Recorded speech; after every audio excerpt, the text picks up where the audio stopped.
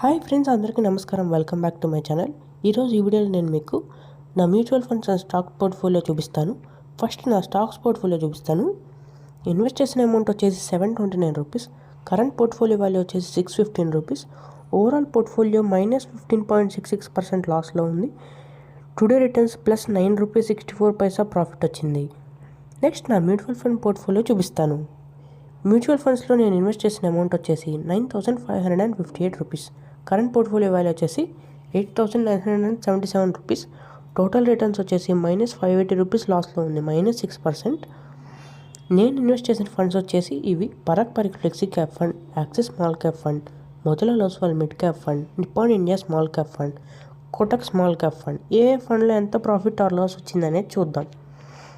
Parag Parikh flexi cap ఫండ్లో ఈరోజు 7 rupees 89 పైసా profit వచ్చింది. యాక్సిస్ స్మాల్ క్యాప్ ఫండ్లో ఈరోజు 3 రూపీస్ 62 పైసా ప్రాఫిట్ వచ్చింది.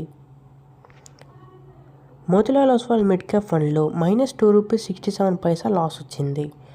నిప్పాన్ ఇండియా స్మాల్ క్యాప్ ఫండ్లో 3 రూపీస్ 3 పైసా ప్రాఫిట్ వచ్చింది.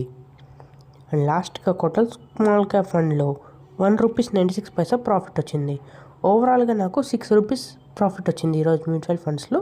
అండ్ స్టాక్స్లో వచ్చేసి 9 రూపీస్ 64 పైసా నోషనల్ ప్రాఫిట్ వచ్చింది. మీకు ఎంత ప్రాఫిట్ వచ్చింది అనేది కింద కామెంట్ సెక్షన్లో కామెంట్ చేయండి. మళ్ళీ ఒక నెక్స్ట్ మంచి వీడియోతో మీ ముందుకు వస్తాను. అంతవరకు టేక్ కేర్, బాయ్.